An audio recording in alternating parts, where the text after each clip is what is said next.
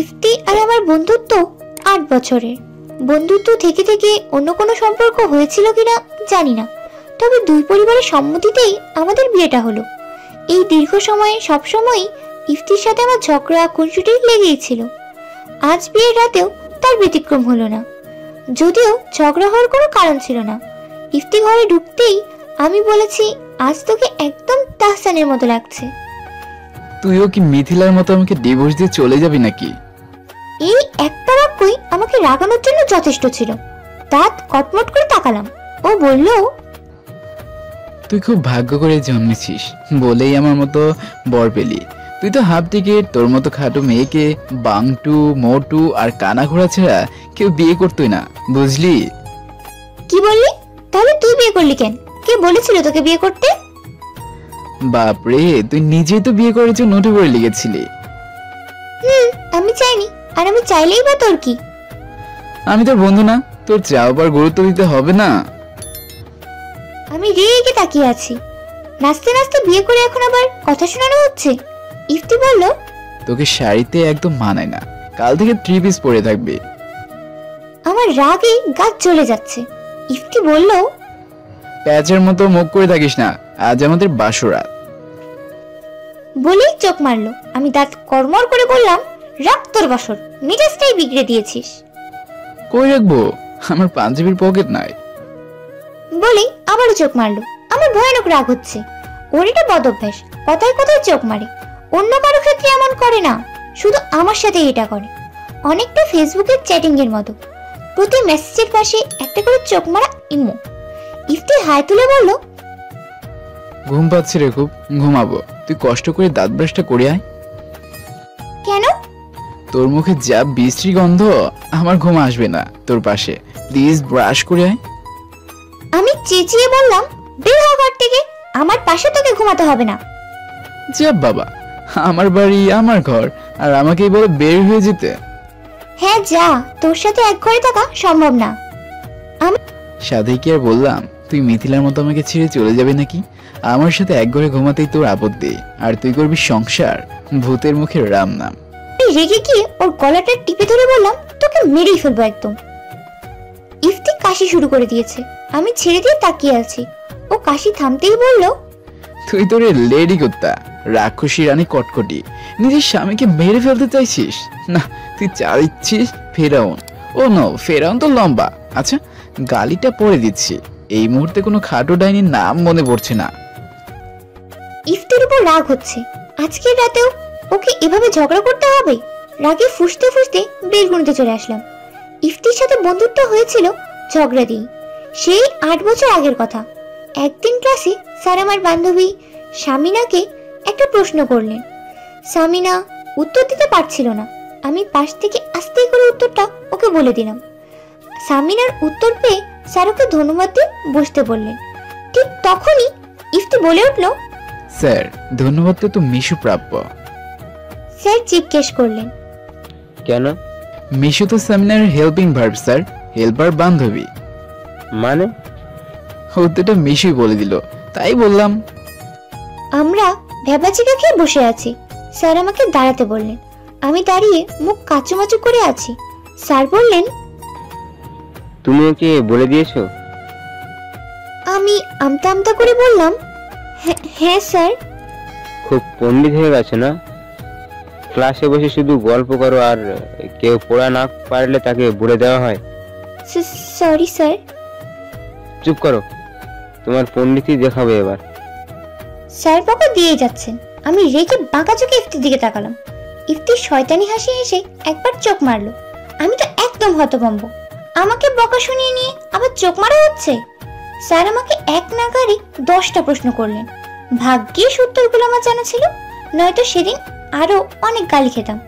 Sir বেরিয়ে যেতেই ইফতির সাথে তুমু ঝগড়া বাঁধিয়ে দিলাম। বেচারা প্রতিটি লজিকের পর একটা করে শয়তানি মার্কা হাসি দেয় আর চোখ টিপ মারে।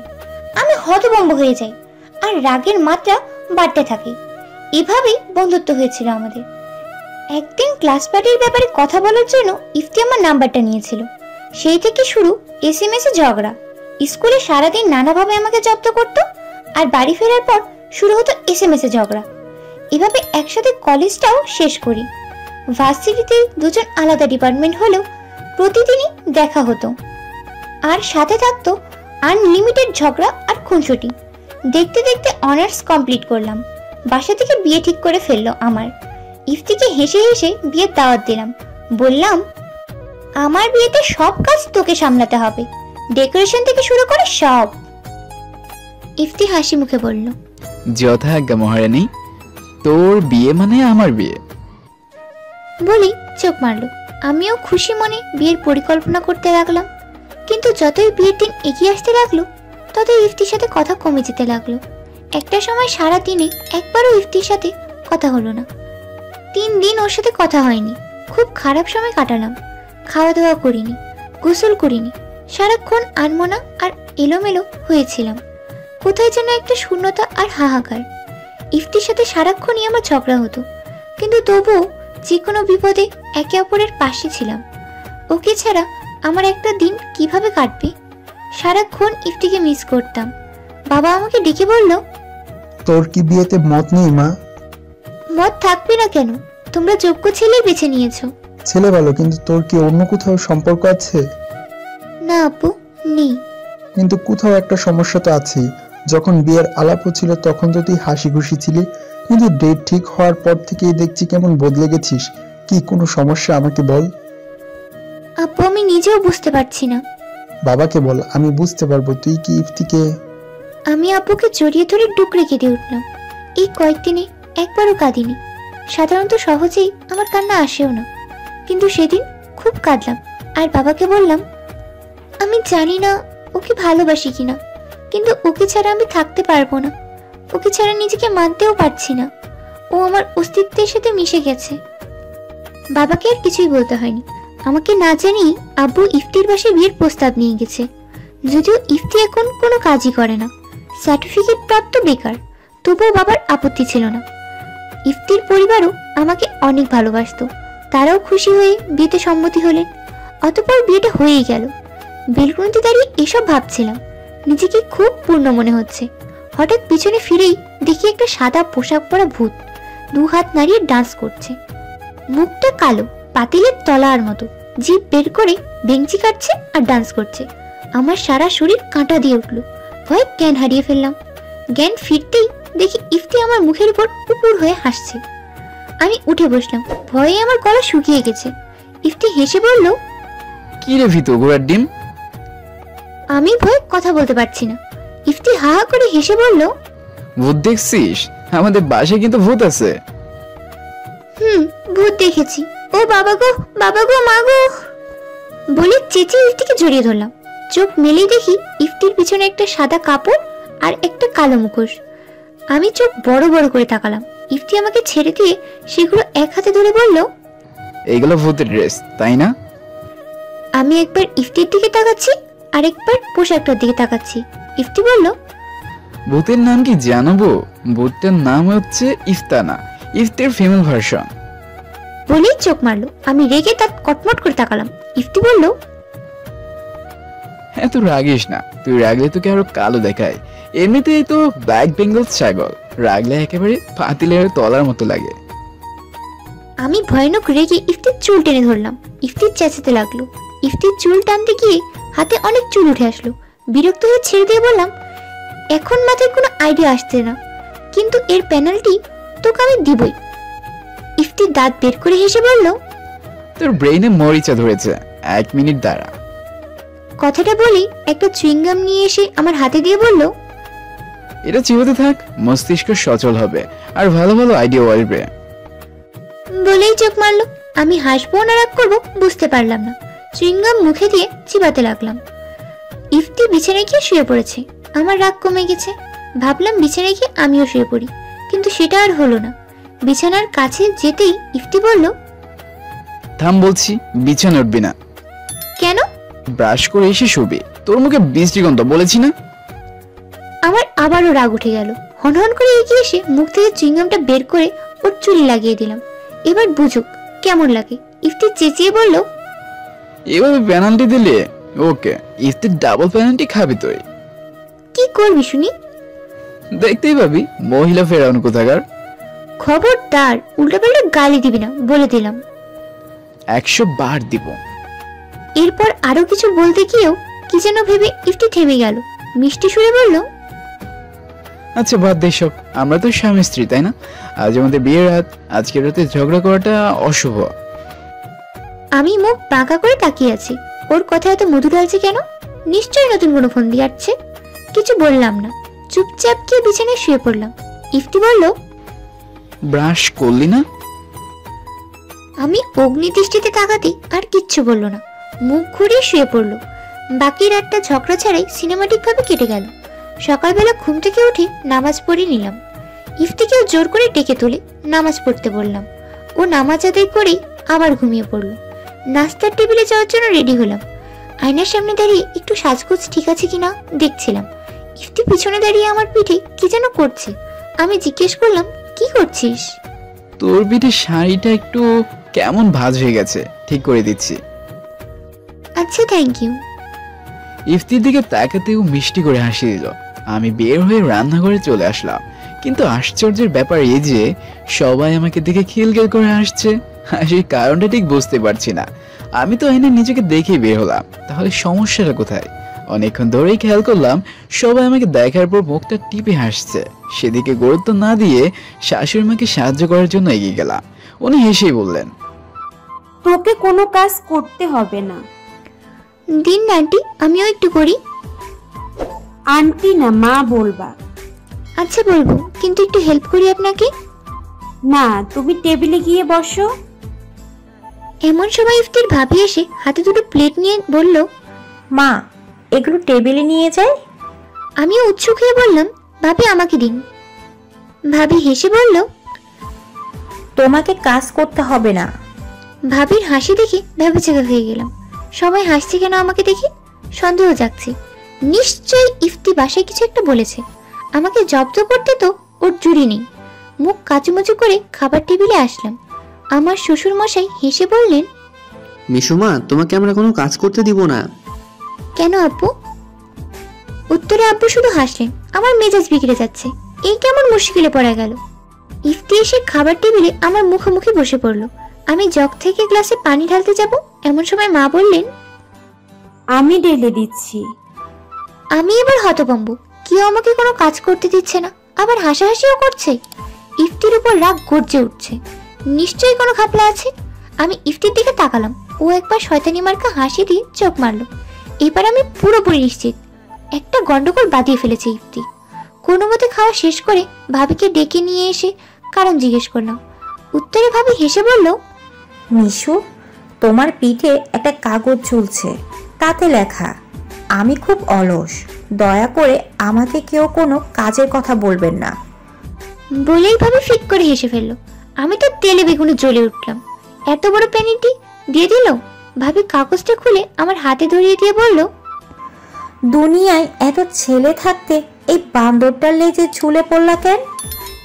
আমি কিছু বললাম না। ভয়াবহ রাগ হচ্ছে।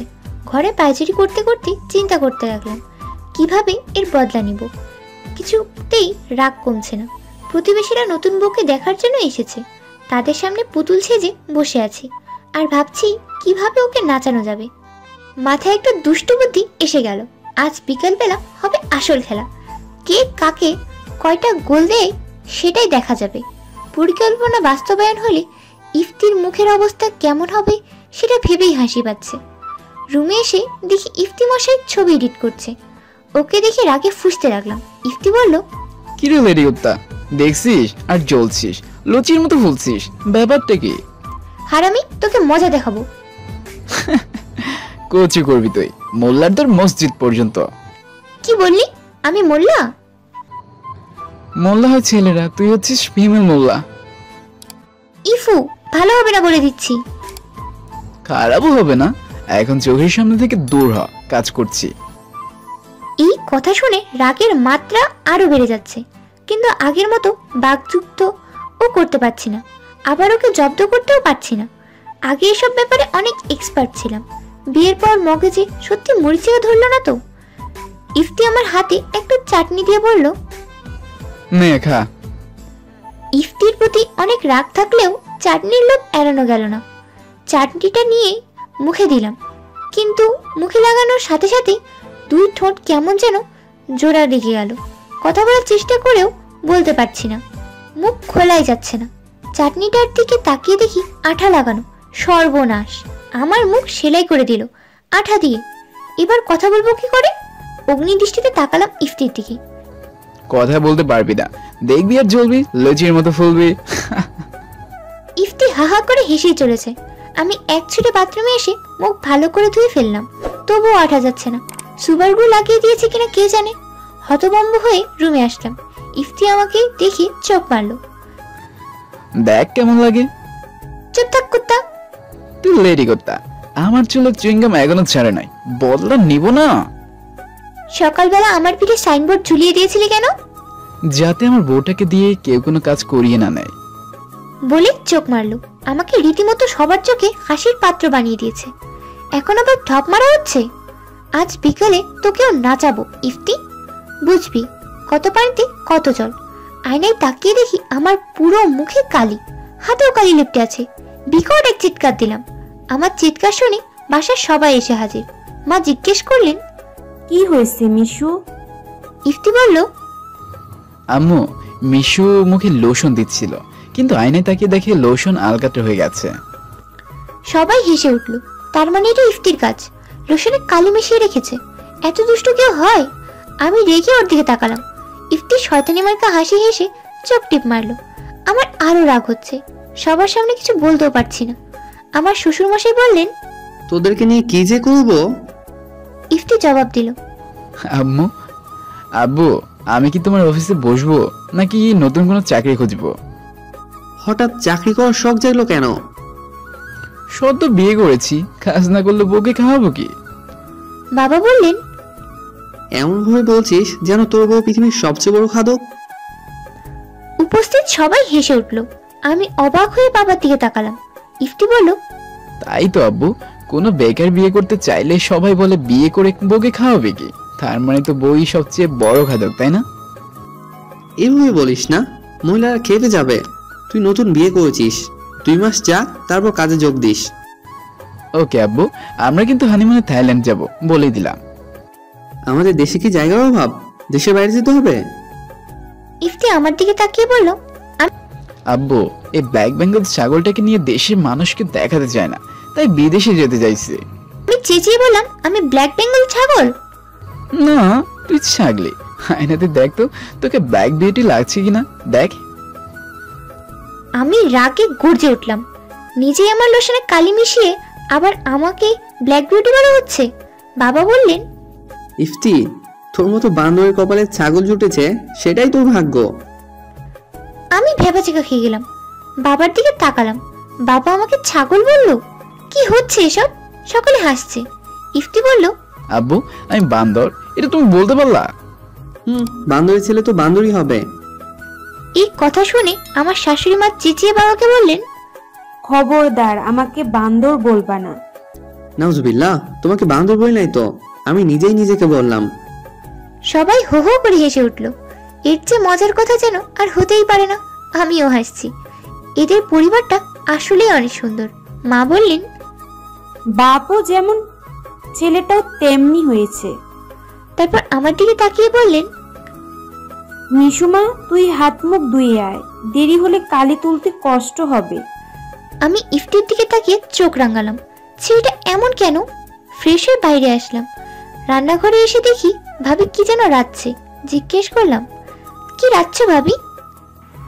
আর বলো না মিশু, তোমার ভাইয়া কিছু খেতে পারছে না, ওর জন্য স্যুপ বানালাম। স্যুপের কথা শুনে আমার মাথায় দুষ্টু বুদ্ধি আসলো। ইফতি সারাক্ষণই আমাকে তেলাপোকার স্যুপ বলে খেপাতো। আজ ওকে তেলাপোকার স্যুপ খাইয়ে ছাড়বো। ভাবিকে বললাম আমার জন্য এক বাটি স্যুপ রাখতে। তারপর তেলাপোকার খোঁজে স্টোর রুমে চলে আসলাম। একটা পুরনো কাঠের বাক্সে অনেকগুলো তেলাপোকা পেয়েও গেলাম। 4-5টা তেলাপোকা নিয়ে রান্নাঘরে চলে আসলাম। এক বাটি স্যুপ নিয়ে তাদের তেলাপোকাগুলি দিলাম ছেড়ে। বাহ, স্যুপের সুইমিং পুলে তেলাপোকা সাঁতার কাটছে, কি সুন্দর দৃশ্য। স্যুপ নিয়ে রুমে চলে আসলাম। ইফতি বিছানায় উপর আছোয়া অবস্থায় ফেসবুকিং করছে। মিষ্টি কণ্ঠে বললাম, ইফু, হ্যাঁ বলো। তোর জন্য একটা খাবার এনেছি, হা কর, খাইয়ে দিই। এখন কিছু খাবো না। প্লিজ ইফু, অনেক কষ্টে বানিয়ে আনলাম। ইফতি একবার তাকালো আমার দিকে, আমার ইনোসেন্ট মার্কা চেহারা দেখে বলল, আচ্ছা খাইয়ে দে। আমি পুলকিত হয়ে ওর মুখে 1 চামচ তুলে দিলাম। ইফতি খেয়ে বলল, বাহ, ভালোই বানিয়েছিস। হ্যাঁ তুই খা। আবারও 1 চামচ তুলে দিলাম ওর মুখে। পরপর 4 চামচ খাইয়ে দেওয়ার পর বললাম, এবার তুই নিজে নিজে খা। তুই খাইয়ে দে, আমি ফেসবুক চালাচ্ছি। আরে আমার কাজ আছে, নিজে হাত দিয়ে খা না ইফু। আচ্ছা দে। আমি সুপের বাটিটা ইফতির হাতে দিলাম। বাটিটার দিকে তাকিয়ে ইফতির চোখ স্বাভাবিকের চেয়ে 4 গুণ বড় হয়ে গেল। সুপের উপর মরা তেলপোকা ভেসে বেড়াচ্ছে। চেঁচিয়ে বলল, এইগুলা কি? তেলপোকার স্যুপ। কি? ইফতি লাফিয়ে উঠে মুখ কেমন করতে লাগলো। ওর মুখের ভঙ্গি দেখে আমি হাসিতে ফেটে উঠলাম। ইফতি ওয়াক করে উঠলো। আমি বাথরুম দেখিয়ে দিয়ে বললাম, বাথরুম এই দিকে। ইফতি ছুটে বাথরুমে চলে গেল। আমি কিছুতেই হাসি থামাতে পারছি না। একবার ও আমাকে ব্যাঙ রান্না করে খাইয়েছিল, আজ বুঝো কেমন লাগে। কিছুক্ষণ পর ইফতি এসে ধপ করে চেয়ারে বসে পড়ল। ওকে খুব ফ্যাকাশে দেখাচ্ছে। বললাম, কি রে, কি হয়েছে? তুই কথা বলবি না ডাইনি। হিহিহি, স্যুপ ভালো হয়নি? হ্যাঁ যথেষ্ট ভালো হয়েছে, এত বেশি ভালো হয়েছে যে আমার হজমের চেয়েও বেশি কিছু হয়ে যাচ্ছে। এ মা, কি হয়েছে? বদ হজম। আমি হো হো করে হেসে উঠলাম, প্রচুর মজা পাচ্ছি। ইফতি বলল, অনেক বমি করছি রে মিশু। বমি করলি কেন? কোনো সুখবর? আমি বুঝি মা হব? ইফতি খেপে গিয়ে আমার দিকে তাকালো। আমি এবার ওর স্টাইলে শয়তানি মার্কা হাসি দিয়ে চোখ মারলাম। ইফতি বলল, তুই একটা টেম্পো। হি কেন? মা হবি তুই আর বমি করবো আমি? হি দূর হ আমার চোখের সামনে দিকে। এই পেনাল্টি তোকে দিবই মিশুর বাচ্চা মিশু।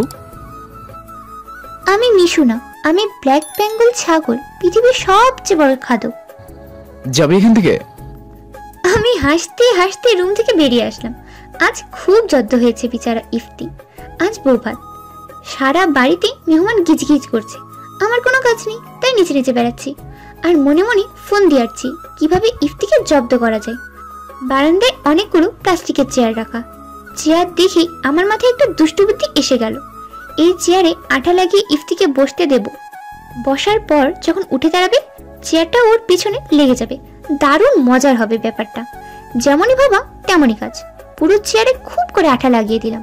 মজবুত ভাবে লেগে যাবে ইফতি আর চেয়ার। এখন যেভাবেই হোক ইফতিকে এখানে বসাতে হবে। মাথা তুলে তাকিয়ে দেখি ইফতি ভাবিদের সাথে দাঁড়িয়ে দাঁড়িয়ে কথা বলছে আর হাসছে। এটাই সুযোগ, এক্ষুনি ওকে চেয়ারে বসিয়ে ছাড়বো। চেয়ারটা নিয়ে গিয়ে ওকে বললাম, দাঁড়িয়ে আছিস যে, বস এখানে। বলা মাত্রই ইফতি চেয়ারে ধপ করে বসে পড়লো। আমার মনে লাড্ডু ফুটছে। এবার বুঝবে মজা কাকে বলে। আসন্ন মজাদার দৃশ্যটা দেখার জন্য অধীর আগ্রহে অপেক্ষা করতে লাগলাম। একজন ভাবে জিজ্ঞেস করলো, মিশু, তোমাদের দুজনের বোঝাপড়া কেমন? আমি অপ্রস্তুত হয়ে গেলাম। হঠাৎ এই প্রশ্ন। শুধুই কি খুনসুটি হয় নাকি সুখ দুঃখ ভাগাভাগি হয়? সবই হয় গো ভাবি, শুধু প্রেমটাই হয় না। কেন? ইফতি বলল, এই ব্ল্যাক বেঙ্গলটা সাগরের সাথে প্রেম করবে কে? আমি ইফতি জীবনের প্রেমে পড়বো না। আমি চেঁচিয়ে বললাম, বিয়ে করলি কেন কুত্তা? তোকে করুণা করে বিয়ে করেছি, তোর মতো হাফ টিকিটকে আমি ছাড়া কে বিয়ে করবে? আমি হাফ টিকিট? জি, 3/4। ইফু, ভালো হবে না বলে দিচ্ছি। কি হবে তাহলে? দাঁড়ালেই বুঝবি। দাঁড়াও না বাবু, দাঁড়াও। ইফতি দাঁড়িয়ে পড়লো। আমি খুশিতে লাফিয়ে উঠলাম। যা হওয়ার কথা ছিল তাই হয়েছে। চেয়ারটা ইফতির পিছনে লেগে গেছে। খুশিতে হাত তালি দিতে লাগলাম। ইফতি বসে তো চেয়ারও বসে, ইফতি দাঁড়িয়ে পড়ে তো চেয়ারটাও ওর পিছনে আটকে থাকে। ভারী মজাদার দৃশ্য। ঘর শুদ্ধ সবাই হেসে উঠলো। আমি তো হাসতে হাসতে কড়াগাড়ি খাচ্ছি। মা এসে বলল, এ কি ইফতি, চেয়ার আটকে গেল কিভাবে? ইফতি আটকে উঠলো। আম্মু, ওই ডাইনিটার ডাইনামো এটা। ডায়নামো। সবাই আরো জোরে জোরে হাসতে লাগলো। অবশেষে অনেক টানাটানির পর ইফতি আর চেয়ারটাকে আলাদা করা হলো। কিন্তু ইফতির পাঞ্জাবির কিছু অংশ ছিঁড়ে চেয়ারে লেগে গেছে। ও রাগে ফুসতে ফুসতে রুমে চলে গেল। আমার শ্বশুর মশাই আমাকে বলল, বান্দরটাকে দারুণ জব্দ করা হয়েছে, কিন্তু মিশু এবার ইফতি তোমাকে কিভাবে পেনাল্টি দেয় দেখো, প্রস্তুত থাকো। বাবা, 8 বছর ধরে তো এরকমই সহ্য করে আসছি। ফ্রেন্ড আর সমবয়সী রিলেশনগুলো খুব মজার হয়। হ্যাঁ, কিন্তু অবশ্যই আপনার মতো বাবা থাকতে হবে। বলি বাবাকে জড়িয়ে ধরলাম। এই পরিবারটা আমার খুব আপন, যেন নিজেরই বাবা মা। রুমে এসে দেখি ইফতির অবস্থা বগলের তলে বিষ ফোড়ার মতো, বারবার টয়লেটে ছুটছে। আমি হেসে বললাম, কি সমস্যা? বারবার যাচ্ছি, এটা তো তেলাপোকার সুপার ফল। আহারে, কতবার গিয়েছি জানিস? বারবার যাস কেন? বাথরুমে গিয়ে বসে থাকলেই পারিস। বালিশ নিয়ে যা, ওখানেই ঘুমাস। বলেই শয়তানি মার্কা হাসি দিলাম। ইফতি রেগে বলল, খুব মজা তাই না? Why not? তোকে আমি তেলাপোকার ডান্স করাবো মিশু, মনে থাকে যেন। Okay okay, Mishu always ready. অনেক আনন্দ ও হৈহুল্লের মধ্যে দিয়ে বৌভাতের প্রোগ্রাম শেষ হলো, কিন্তু ইফতির অবস্থা ভয়ানক। পাতলা পায়খানার প্রকোপে বেচারা শান্তি মতো বসতেও পারছিল না। আমার একদিকে হাসি পাচ্ছে, অন্যদিকে রাগ হচ্ছে নিজের কাজের জন্য। আর যাই হোক, ইফতির কষ্ট আমার সহ্য করতেও কষ্ট হয়। রাত্রিবেলা বসে বসে গয়নাগুলি খুলে রাখলাম। ইফতি এসে পিছন থেকে জড়িয়ে ধরলো। আমি লজ্জায় নীল হয়ে বললাম, হঠাৎ কি হলো? তুই আমার বউ মিশু। জানিস, আমার বিশ্বাসই হচ্ছে না তুই আমার নিজের বউ। তোকে সারা জীবনের মতো করে পাবো, এটা কখনো আমি কল্পনাই করিনি। আমিও তো কখনো ভাবিনি তোর সাথে আমার বিয়ে হবে। আমাকে কখনো ছেড়ে যাবি না তো? আমি হেসে পিছনে ফিরে ইফতির দিকে তাকালাম, কিন্তু ওর দিকে তাকানো মাত্রই ভয়ে আমার আত্মা শুকিয়ে গেল। এই কে? এটা তো ইফতি নয়, সানডে হরর স্পেশালের ভূতের মতো দেখতে। ও বাবা গো, দাঁতগুলো কি বড় বড়, মুখে রক্ত লেগে আছে, চুলগুলো খাড়া খাড়া, কপালে ভুতুরের দাগ, গাল কাটা। বাবা গো, আমি শেষ হয়েও শেষ হইনি। ভেবেছিলাম মরে টরে গেছি, কিন্তু না। চোখ মেলে দেখি ইফতি আমাকে ধরে রেখেছে। বারবার ভূতটার চেহারা চোখের সামনে ভাসছে। ভালো করে ইফতির দিকে তাকালাম। এটা আসলে আমার ইফতি তো, নাকি কোনো ভূত?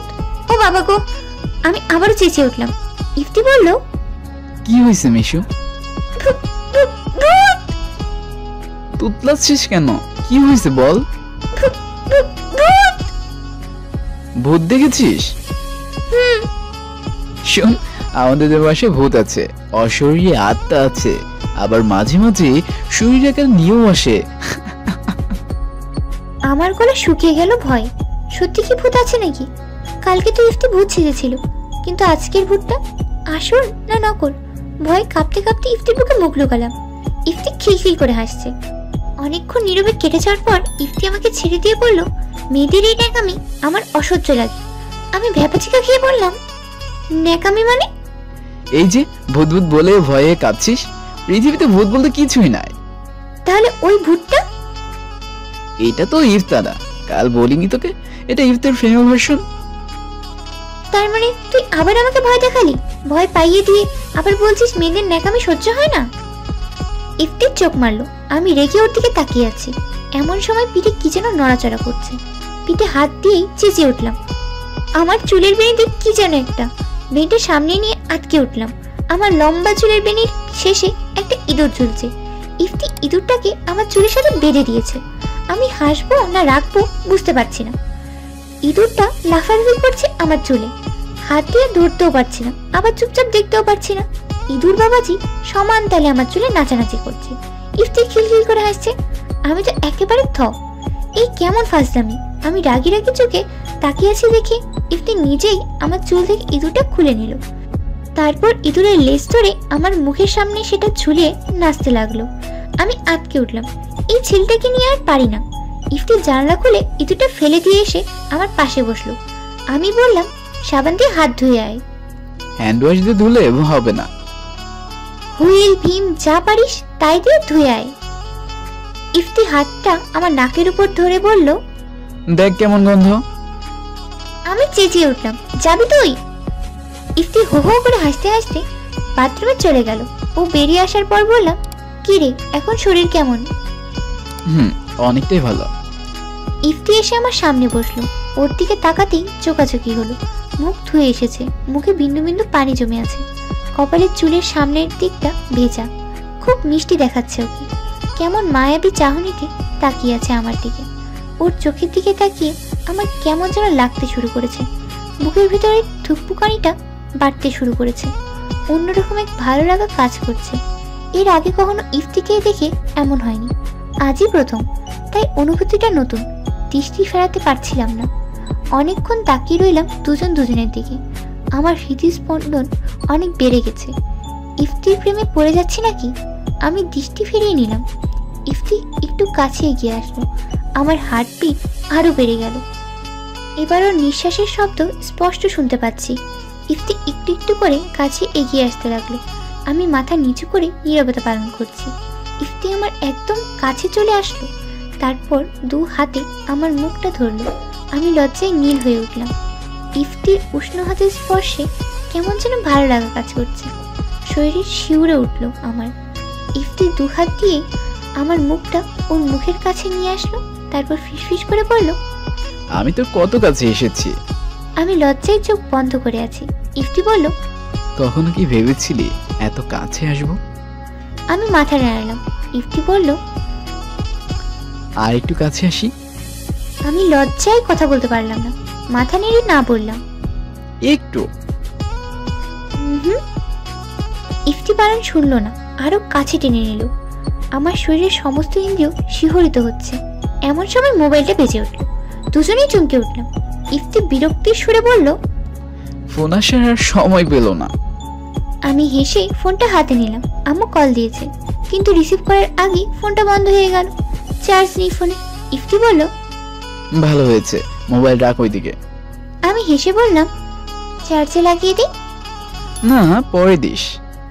ইফতির চোখের দিকে তাকিয়ে আমি লজ্জা পেয়ে হাসলাম। ও বলল, কি রে মিশে বললি? কিছু না। ইফতি গান গেয়ে উঠল। আমি তোর চোখের দিকে তাকিয়ে কিছু বলতে চাই তোকে। ইফতি গান গেয়েই চলেছে। আমার এত বেশি ভালো লাগছে যা বলে বোঝানো সম্ভব না। ফোনটা নিয়ে এসে চার্জে লাগিয়ে দিলাম। আমার মুখে প্রশান্তির হাসি। কিন্তু চার্জে লাগিয়ে দেওয়ার সময় ঠিক কি হয়ে গেল বুঝতে পারলাম না। আমার শরীর কেঁপে উঠলো, মাথা ঝিমঝিম করে উঠলো, হাতটা যেন কেটে নিল এমন মনে হচ্ছে। শরীরে ইরেকটন চলে এসেছে হয়তো। বুঝতে পারলাম বিদ্যুৎ শক লেগে গেছে। হাত ছড়িয়ে নিলাম ঠিকই, কিন্তু কিছুই বুঝতে পারলাম না। মাথা ঘুরে উঠলো। অনেক দূরে ছিটকে পড়ে গেলাম। মেঝেতে পড়ে যাওয়ার মাত্রই মাথায় আঘাত পেলাম। হাতটাও অবশ হয়ে যাচ্ছে।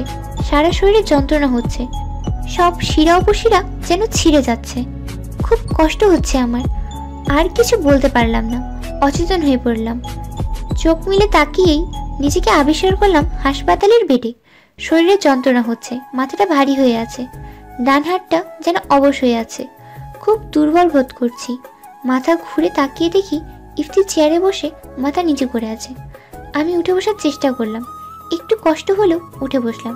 তারপর ডাকলাম, ইফতি। ইফতি মুখ তুলে তাকালো। ওর চেহারা দেখে চমকে উঠলাম। এ কি হাল হয়েছে চেহারার? মুখটা শুকিয়ে গেছে, চুলগুলো এলোমেলো। দেখেই বোঝা যাচ্ছে খুব টেনশনে ছিল। উঠে এসে অনেকক্ষণ অপলকভাবে তাকিয়ে রইল আমার দিকে। তারপর চোখের পানি ছেড়ে দিল। আমি অবাক হয়ে তাকিয়ে রইলাম। এই প্রথম ইফতিকে কাঁদতে দেখছি। বললাম, এই পাগল, কাঁদছিস কেন? আমার তো কিছুই হয়নি। ইফতি চোখ মুছে বলল, খুব ভয় পেয়ে গিয়েছিলাম রে। তোর কিছু হয়ে গেলে আমি কিভাবে বাঁচতাম? আমার কিছু হয়নি তো, এই তো আমি ভালো আছি। হয়নি, কিন্তু হতে পারতো। আমি এতটা ভয় পেয়ে গেছিলাম যে কাল থেকে কিচ্ছু বুঝতে পারছি না। পাগলের মতো ঘুরছি শুধু। আমার মেজো চেঁচা ইলেকট্রিক শককে মারা গেছে। এখন ভয়ের কিছু নেই, শুধু মাথায় একটু ব্যথা পেয়েছি আর হাতে। আর কিছু হয়নি আমার ইফু। আমি মরে যেতাম তোর কিছু হলে। ইস রে, মরতে হবে না। দেখ, অন্য ছেলের সাথে বিয়ে হতে গিয়েও তোর সাথে হলো। তোর কাছ থেকে আমাকে কেউ কেড়ে নিতে পারবে না। ইফতি আবারও চোখ মুছল। আমি একটু এগিয়ে আসার চেষ্টা করতেই ইফতি নিজেই এগিয়ে এসে আমার হাত ধরল। বললাম, খুব ভয় পেয়েছিলি, সেটা বুঝতেই পারছি। কাল তুই মেঝেতে ছিটকে পড়ার পর আমি হতবাক হয়ে দেখছিলাম তোকে। তোর মুখটা বিকৃত হয়ে যাচ্ছিল, কষ্টে ছটফট করছিলি তুই। বিশ্বাস কর, আমারও ঠিক ততটাই কষ্ট হয়েছে। আমিও তোর মতোই ছটফট করছিলাম, কিন্তু যখন তুই একেবারে অচেতন হয়ে পড়লি, আমি ভেবেছিলাম তুই হয়তো আমাকে ছেড়ে। ইফতি আর কিছু বলতে পারলো না, কেঁদে ফেললো আবারও। আমি ওর চোখ মুছে দিয়ে বললাম, কাঁদবি না তো মেয়েদের মতো। তুই আর কখনো ইলেকট্রিক লাইনে হাত দিবি না, বলে দিলাম। কেন? শোন, মৃত্যু যেভাবে লেখা আছে সেভাবেই হবে। যদি কোনো অ্যাক্সিডেন্টে মরণ লেখা থাকে তো। ইফতি আমার মুখে হাত দিয়ে বলল, এমন কথা বললে আমি নিজেই তোকে মেরে ফেলবো একদম। তোর চেহারা এমন উদ্ভ্রান্তের মতো দেখাচ্ছে কেন? বউ মরলে বুঝি এমন হবি? না, আমার কিছু হবে না। তুই আমার 40 দিনের মধ্যে আরেকটা বিয়ে করে ফেলবো। তাহলে এক্ষুনি মেয়ে ঠিক করে রাখ। কেন? এই যাত্রায় বেঁচে গিয়েছি, কিন্তু এর পরের বার সত্যিই মরে যাব। ইফতি রেগে অগ্নিদৃষ্টিতে আমার দিকে তাকালো, তারপর শক্ত করে জড়িয়ে ধরলো আমায়। ঘটনার আকস্মিকতায় অবাক হয়ে গেলাম। ইফতি আমার মাথাটা ওর বুকে চেপে ধরলো। আমার খুব ভালো লাগছে, মনে হচ্ছে ওর বুকেই পৃথিবীর সবচেয়ে সুখের জায়গা। আমার পুচকে শরীরটা ওর শরীরের সাথে মিশে এক হয়ে গেল। অনেকক্ষণ নীরবে কেটে যাওয়ার পর ইফতি আমাকে ছেড়ে দিয়ে বলল, তুই এত মিষ্টি কেন রে? আমি হাসার চেষ্টা করে বললাম, কেন? তোকে জড়িয়ে ধরে এত ভালো লাগে কেন? ইফতির কথায় খুব মজা পেয়েছি, হাসি থামাতে পারছি না। ইফতি বাসায় ফোন দিয়ে আমার জ্ঞান ফেরার কথা জানালো। কিছুক্ষণের মধ্যে শ্বশুরবাড়ির সবাই এসে হাজির। শাশুড়ি মা খাবার রান্না করে নিয়ে এসেছেন, কিন্তু ইফতি কাউকে খাইয়ে দিতে দিল না। নিজেই আমার পাশে বসে আমাকে তুলে খাওয়াতে লাগলো। আমি বললাম, কি রে, তুই আবার তেলাপোকার স্যুপ খাওয়াবি না তো? খাওয়াবো। তাহলে কিন্তু হসপিটালের বেডে হেগে লেডা বেডা করে ফেলবো। আমার কথা শুনে সবাই হেসে উঠল। ইফতি বলল, এই অবস্থায় তোর মুখে রসিকতা আসছে মিশু? তোর বউ না? ইফতি কিছু বলল না। বাবা বললেন, ওরা থাক, আমরা বাহিরে যাই। তারপর সবাই বেরিয়ে গেল। ইফতি একটু কাছে এসে বলল, একটু আগে যে নার্সটা এসেছিল ওকে ভালো লাগছে, লাইন করে দে না। আমার মেজাজ গরম হয়ে গেল। আমি ওর বউ, এটা কি ভুলে গেছে ইফতি? ও বলল, কি দেখছি শকুনের মতো? আমি শকুন? শকুনের নানি তুই, লেডি কোত্তা কোথাকার। আমি হাসলাম। এই তো ইফতি স্বাভাবিক হয়েই গেছে, কিন্তু তবুও কেমন যেন উদ্ভ্রান্ত দেখাচ্ছে ওকে। আমি জানি ইফতি না খেয়ে আছে, তাই ওকেও খেতে বললাম। খাওয়া শেষ হলে ইফতি হাত ধুয়ে এসে পাশে বসলো। বললাম, আমি আজই বাড়ি যাব। মাথা খারাপ? না, পেট খারাপ। মানে? এখানে আমার দম বন্ধ হয়ে আসছে, বাড়ি যাব আমি। স্যালাইন লাগাবে তোর শরীরে, ডক্টর যেতে দিবে না। বাসায় গিয়ে স্যালাইন দিব। প্লিজ ইফো, বাড়ি যাব। মিশু, পাগলামি করিস না। না না, তুই এখানে থাকলে ওই মহিলা নার্সকে লাইন মারবি, এটা আমি হতে দিতে পারি না। এই জন্য ভয় পাচ্ছিস? তোকে বিশ্বাস নেই ভাই। আমি তোর ভাই। আমি জিব্বায় কামড় দিয়ে বললাম, ভুলেই গেছি, তুই আমার বর। বরকে কেউ তুই বলে? যাই হোক মিশু, তুই অসুস্থ, চুপচাপ শুয়ে থাক, এত কথা বলবি না। বলবো, 100 বার বলবো। বলবি না, চুপ থাক। না না না, আমি কথা বলবো, 100 বার বলবো, 1000 বার বলবো। কথা বলতে বলতে তোকে পাগল করে দিব। আমি তোর মুখ বন্ধ করে দিব মিশু। কিভাবে? দেখতে চাস? দেখ। ইফতি উঠে এসে আমার মাথাটা ধরে ফেললো, তারপর ওর মুখটা আমার মুখের কাছে নিয়ে আসলো। আমি লজ্জায় চোখ বন্ধ করে ফেললাম। ধুকপুকানিটা বাড়তে শুরু করলো, কেমন যেন অনুভূতি হচ্ছে। ইফতি একদম কাছে চলে এসেছে। ঠিক এই মুহূর্তে দরজা খুলে ডাক্তার প্রবেশ করলো। ইফতি আমাকে ছেড়ে দিয়ে সরে দাঁড়ালো। আমি লজ্জা পেয়ে মাথা নিচু করলাম। মনে মনে রাগও হচ্ছে, আবার হাসিও পাচ্ছে। এটা কিছু হলো?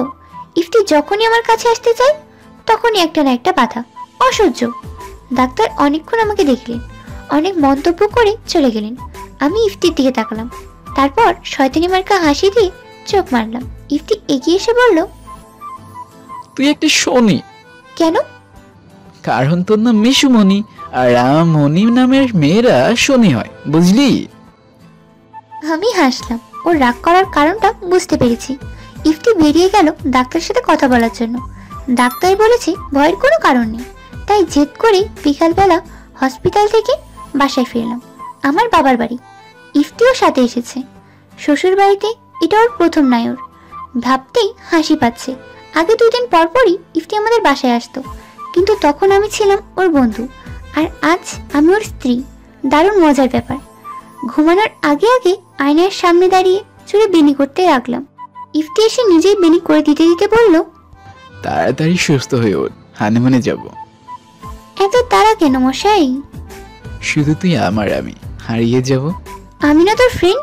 ছি, ফ্রেন্ডকে এসব বলা যায়? তুই আমার ফ্রেন্ড? বউকে কেউ তুই বলে? আর আমি তো তোর ফ্রেন্ডই, তাই না? ইফতি খেপে গিয়ে তাকালো আমার দিকে। আমি হেসে চোখ মারলাম।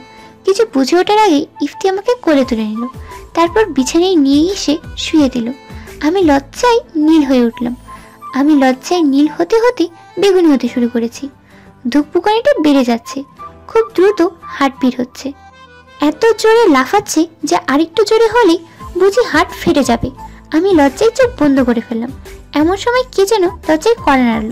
আমি চেঁচিয়ে বললাম, কে? ওপাশ থেকে আমার গলা ভেসে আসলো, মিশু বাইরে আয়, দেখা যাক কে এসেছে। ইফতি রেগে আমাকে ছেড়ে দিয়ে বলল, যা ভাগ, দূর হ আমার চোখের সামনে থেকে। তুই আসলে একটু শনি। আমি হেসে বললাম, একটু দাঁড়া, কে এসেছে দেখেই চলে আসছি। বসার ঘরে এসে দেখি কাজী মৈত্রী ভাই। মৈত্রী সাহেব আমার তো ভাই, অর্থাৎ মামাতো, চাচাতো, খালাতো, ফুপাতো কিংবা নানাতো, এসব ভাইয়ের মধ্যে যে কোনো একটা ভাই। দুঃসম্পর্কের আত্মীয়, কিন্তু আমরা ছোটবেলা থেকেই আমাদের বাসায় অনেক আসতেন, তাই আমার সাথে সম্পর্কটা অনেকটাই ভালো। আমি হেসে বললাম, আপনি? কেমন আছো মিশু? সদ্য বিবাহিত বউরা যেমন থাকে, আপনার কি অবস্থা বলুন? ভালো। তোমার শরীর কেমন এখন? আমি তো ভালোই ফিল করছি। তা আমার বিয়েতে আসেননি কেন? ওই তো চেন্নাই। আপনার চেন্নাই বলে আসেননি, লুঙ্গি পরে আসতেন। আরে বাবা, চেন্নাইতে ছিলাম তাই আসতে পারিনি। গতকাল এসেছি। শুনলাম তুমি নাকি কারেন্ট শর্ট খেয়েছো, তাই রাতে আসলাম। আমি হেসে বললাম, খুব ভালো করেছেন। ইফতির সাথে দেখা করবেন না? আপনি বসুন, ওকে ডেকে আনছি। আগে তোমার সাথে একটু গল্প করি। আমি মনে মনে বললাম, গল্প করার মতো মুড নাই, যত তাড়াতাড়ি পারেন ঘুমান গিয়ে, বিরক্ত হচ্ছি। কিন্তু মুখে বললাম, আচ্ছা ঠিক আছে, কাল অনেক কথা হবে, আজ ঘুমাবো। ও আচ্ছা, তাহলে ইফতির সাথেও কালকে কথা বলবো। তুমি কি ঘুমাও? ওকে, গুড নাইট। আমি রুমের দিকে পা বাড়ালাম। মৈত্রী পিছন থেকে ডেকে বলল, এসো একটু দাঁড়াও, বিদেশ থেকে এনেছি তোমার জন্য। আমি মনে মনে বললাম, ভালো করেছেন, এবার হাতটা ছেড়ে দিয়ে আমাকে উদ্ধার করুন। কিন্তু মুখে বললাম, থ্যাঙ্কস, খুব সুন্দর। আচ্ছা এবার কি ঘুমাও। Best wish your married life. Thanks. মুখে হাসি ফুটিয়ে রুমের দিকে আসলাম। ইফতি রাগি রাগি মুখে দরজায় দাঁড়িয়ে আছে। আমি বললাম, কি রে, এখানে কেন? তোর প্রেম করা দেখলাম। কি বললি? ভালো তো, হাতে ঘড়ি পরিয়ে দিল। তোর বিয়ের পরেও পুরোনোটাকে ছাড়তে পারলি না। অবশ্য পুরোনো প্রেম অত সহজে কি ভোলা যায়? আমি তেলে বেগুনে জ্বলে উঠলাম। মিথ্যা অপবাদ কিছুতেই সহ্য করা যায় না। বললাম, মুখে লাগাম দে। আমার মুখটা ঘোড়ার চামড়া নয়। আমি রুমে এসে ঘড়িটা খুলে রাখলাম। ইফতি এসে সেটা হাতে নিয়ে বলল, অনেক দামি মনে হচ্ছে। গুড। শনিফু, তুই ভালো করেই জানিস মৈত্রীর সাথে আমার ভাই বোনের মতো সম্পর্ক। অযথা অপবাদ দিবি না। সেটা তো দেখলামই, অনেক গল্পে মৈত্রী তোর নায়কের নাম ছিল। ভাবতাম গল্প তো গল্পই, বাস্তবে তো উনি সত্যি তোর নায়ক, সেটা আর জানতাম না। আজ নিজ চোখেই দেখলাম। আমি রেগে গেলাম। আমি জানি ইফতি অযথা ঝগড়া লাগানোর জন্য এসব বলছে, কিন্তু তবুও রাগ হচ্ছে। প্রথমত এভাবে অযথা ঝগড়া করার জন্য, আর দ্বিতীয়ত একটা সুন্দর মুহূর্তটা নষ্ট হয়ে গেল বলে। ইফতি একবার ঝগড়া শুরু করা মানে আজ আর থামছে না। ধুর, আমি বোধহয় আসলে একটা শুনি। ইফতি বলল, মৈত্রীকে তুই মামা বলে ডাকবি? আমি অবাক হয়ে বললাম, উনি আমার ভাই। তো ভাই, নিজের ভাই নয়, মামা বলে ডাকবি। আশ্চর্য। তা তো মনে হবেই, বয়ফ্রেন্ডকে কি আর মামা বলা যায়? ইফতি, মুখ সামলে কথা বল। আমার মুখ সামলানো আছে, তোর তো হাত সামলাতে পারে না, আর আমি মুখ সামলাতে না পারলে দোষ। এবার আমি ভয়াবহ রেগে গিয়ে ইফতির সামনে এসে বললাম, খবরদার ইফু, চুপ করে থাক, নয়তো ভালো হবে না। আমার রুমে থাকিস না, ওই ভাইয়ের রুমে গিয়ে ঘুমা যা। এবার আর রাগ সামলাতে পারলাম না, হন করে হেঁটে বাইরে আসলাম। মৈত্রীকে খুঁজে বের করে বললাম, এই যে কাজী ভাই, মিশু আমাদের মাঝে আপনাকে ভিলেন হতে কে বলেছিল? কি সুন্দর রোমান্টিক সিন চলছিল, সেই মুহূর্তে উনি এসে ট্র্যাজেডি ফিল্ম বানিয়ে দিলেন। আমি আবার কি করলাম? বাপ আপনাকে কে বলেছিল আসতে? আপনি তোমাদের বাসায় আসতে আমার দাওয়াত লাগবে? চুপ থাকুন তো, গল্পের মোড়টা ঘুরিয়ে দিলেন এসে। গল্প আমার আর ইফতির ভালোবাসার গল্প। কত সুন্দর হাঁটি হাঁটি পা পা করে আমাদের প্রেমটা এগোচ্ছিল, আপনি এসে সব নষ্ট করে দিলেন। আমি ভিলেন হয়ে গেলাম, কিন্তু আমার অপরাধটা কি বুঝতে পারছি না। বুঝতে হবে না, আপনার সাথে ভবিষ্যতে অনেক খাতির ছিল, এখন আর থাকবে না। ওটা ভবিষ্যৎ নয়, ওটা হবে অতীত। ওই একই হলো। এ কি হলো না? তুমি যদি বলো বাবা শাড়ি পরে আছে, তাহলে বাক্যটা ভুল হলো। একটি সার্থক বাক্যের 3টি গুণ আছে, জানো না? আমি আরো রেগে গেলাম। আমাদের রোমান্টিক সিনের মাঝে ঢুকে আবার ব্যাকরণ শেখাচ্ছে। মৈত্রী বলল, এত উত্তেজিত হবে না মিশু। আপনি আজ সকালে উঠে চলে যাবেন। আজ নয়, কাল সকালে উঠে চলে যাবেন। আমি ভেবাচেকা খেয়ে গেলাম, বারবার ভুলবার কথা বলছি। ইফতির সাথে ঝগড়া শুরু হয় বুঝি মাথাটা গেছে। কিছু না বলে আবার রুমে চলে আসলাম। ইফতি বিছানায় শুয়ে ভিডিও কলে একটা মেয়ের সাথে কথা বলছে। এসব কি হচ্ছে? কোথায় এখন দুজনে মিলে বিছানাটাকে স্বর্গ বানিয়ে ফেলতাম, তা না, এখন দুজন দুই দিকে জ্বলছি। আমি এসে ফোনটা কেড়ে নিয়ে বললাম, তুই কি শুরু করলি এসব? বারে নিজে আমার সামনে প্রেম করতে পারো আর আমি ভিডিও কল দিতে পারি না? ইফু, অযথা এমন করবি না। 100 বার করব। আয়াতের সাথে কথা বললাম, এবার নরির সাথে বলবো। এরা কারা? আমার গার্লফ্রেন্ড। ইফু, ভালো হবে না বলে দিচ্ছি। খারাপটাই হোক। এই কথা বলে ইফতি ফোনটা নিয়ে কথা বলতে বলতে বেলকুনি দিকে দাঁড়ালো। আমি একা সোফায় চুপটি মেরে বসে আছি। প্রায় 40 মিনিট ধরে ইফতি ফোনে কথা বলছে। এগুলো ওর ফাজলামো ছাড়া কিছুই না। আমাকে জব্দ করার জন্য এসব করছে, কিন্তু এত সুন্দর মুহূর্তটা নষ্ট হয়ে গেল ভেবেই আমার মন খারাপ লাগছে। অনেকক্ষণ বসে থাকার পরও ইফতি আসলো না, কথা বলেই চলছে। আমি সোজা আম্মুর রুমে চলে আসলাম। আম্মু বলল, কি হয়েছে মিশু? হানিমুনে যাব, ব্যবস্থা করে দাও। আচ্ছা, কয়েকটা দিন যাক। আমি কালই যাব। এত বড় অ্যাক্সিডেন্ট হয়ে গেল, তোর শরীর ভালো না, এখন তোকে যেতে দেব না, কয়েকদিন পর যাস। ঠিক আছে, আমি কারেন্টে হাত দিয়ে মরে যাব, তখন বুঝবে সবাই। মিশুকে ছাড়া কিভাবে থাকো তাই দেখবো। আম্মুকে আর কিছু বলার সুযোগ না দিয়ে সেখান থেকে চলে আসলাম। কিছুই ভালো লাগছে না। জব্দ করার একটা সীমা থাকে। ইফতি আমার সাথে এবার একটু বেশি বেশিই করছে। এবার আমিও দেখাবো মজা। মনটা খুব অশান্ত হয়ে আছে। সে তার ঠিকানা হারিয়ে ঠিকানা খুঁজছে। ইফতি কি কখনো বুঝতে পারবে এই অনুভূতির কথা? সারা বাড়ি ছুটে বেড়াচ্ছি, কিছুই ভালো লাগছে না। মৈত্রী হয়তো সকালে উঠেই চলে যাবে, কিন্তু হারিয়ে ফেলা সুন্দর রাতটার কথা ভেবে বড়ই আফসোস হচ্ছে। দাদির ঘরের দরজায় এসে উকি দিয়ে বললাম, দাদি আসবো? মিশু আয়। ভিতরে ঢুকে দাদির পাশে বসলাম। দাদি বলল, ব্যাপার কি বনু, বরকে রেখে বুড়ির ঘরে? সেই সৌভাগ্য কি আর আছে বনু? বর তো নয়, যেন ঝালমরিচের গুঁড়া। খুব জ্বালায় না? প্রচুর। সোহাগ করে তো? কি হাগ? সোহাগ সোহাগ। সোহাগ তো ইফতির চাচাতো ভাইয়ের নাম। আরে পাগলি, ভালো টালো বাসে তো? ভালোবাসে, কিন্তু টালো আবার কিভাবে বাসে? দাদি হাসলো, আমিও হেসে বললাম, ভালো তো বাসেই। হসপিটালে সে কি কান্না, কিন্তু কাছে পাই না ওকে। একটা না একটা বাধা আসেই। সে আবার কি কথা? আমি দাদিকে খুলে বললাম কথাটা। সব শুনে দাদি হেসে বলল, এইভাবে চললে তোদের জীবনে আর প্রেম করা হবে না। দাদি, প্রেম টেম বুঝি কপালে নাই। দাঁড়া, তোকে একটা বুদ্ধি শিখিয়ে দেই। অভিনয় করতে পারবি? আমি অবাক হয়ে বললাম, কিসের? তুই তো বেশ ঢং করতে পারিস, একটু অভিনয় করবি। এমন ভান করবি যেন পেট ব্যথায় মরে যাচ্ছিস, পেট চেপে ধরে চিল্লাবি। তোর অবস্থা দেখে ইফতির দশা কি হয় দেখিস। বেচারা খালি ছটফট করবে, কাছেও আসবে, ভালোবাসবে। পারবি তো? খুব পারবো গো দাদি। থ্যাংক ইউ সোনা দাদি আমার। দাদি হাসলো। আমি নাচতে নাচতে আমার ঘরের দরজায় চলে আসলাম। তারপর শুরু করলাম অভিনয়। এমন ভান করছি যেন পেট ব্যথে কুকড়ে মুকড়ে যাচ্ছি। প্রচুর কষ্ট হচ্ছে, কিছুতেই সহ্য করা যাচ্ছে না। কসমিন কালেও এমন মারাত্মক পেট ব্যথা হয়নি কখনো। দু হাতে পেট চেপে ধরে রুমে ঢুকলাম। ইফতি এখনো বেলকুনিতেই আছে। আমি চিৎকার করে উঠলাম, ও মা গো, মরে যাচ্ছি গো। ইফতি ছুটে এসে বলল, কি হয়েছে মিশু? আমার চোখ দিয়ে টপ করে এক ফোঁটা পানি গড়িয়ে পড়লো। ইফতি অবাক হয়ে বলল, কাঁদছিস কেন?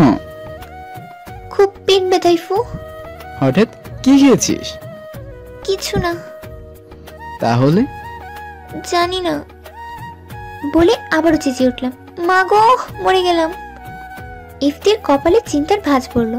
আমার মনে লাড্ডু ফুটে উঠলো। ইফতি বলল, কি হলো তোর হঠাৎ? আমি এমন ভান করলাম যেন কথা বলতে খুব কষ্ট হচ্ছে। বহুত কষ্টে বললাম, অসহ্য ব্যথা। কিসের ব্যথা এটা? জানি না। আমার চোখের পানি দেখে ইফতির মুখ শুকিয়ে গেল। হয়তো ওরও খুব কষ্ট হচ্ছে। আহারে বেচারা ইফতি। ইফতির চোখ টলমল করছে। যদি ছেলেদের জন্য ভ্যাভ্যা করে কান্না করা জায়েজ থাকতো, নিশ্চয়ই ইফতি কেঁদে কেটে পুরো এলাকার লোক জড়ো করে ফেলতো। আমি চেঁচিয়ে বললাম, ইফু।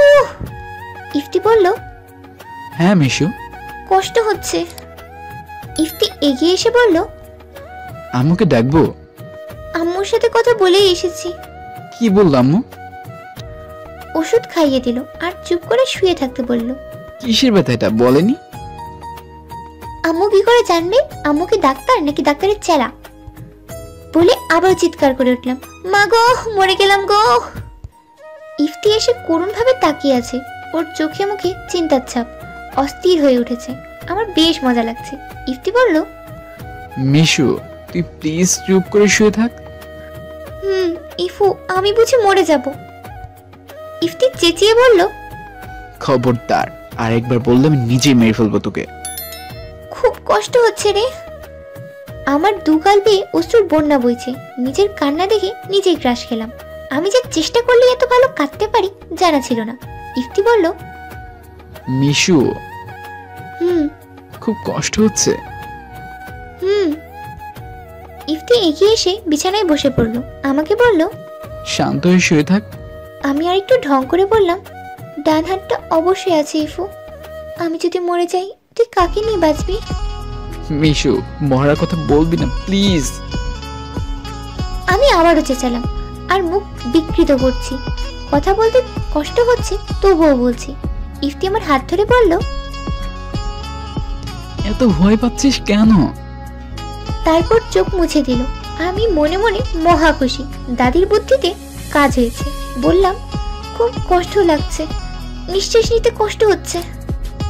ইফতি আমাকে বুকে টেনে নিল। আহা, এই মুহূর্তটার জন্যই এত অপেক্ষা। খুশিতে মনটা টকবক করছে। আমি কোথায় যেন হারিয়ে যাচ্ছি। ইফতির দু হাতে আমার মুখটা ধরে বলল, তুই আমাকে ছেড়ে কোথাও যেতে পারিস না, আমি যেতে দিব না।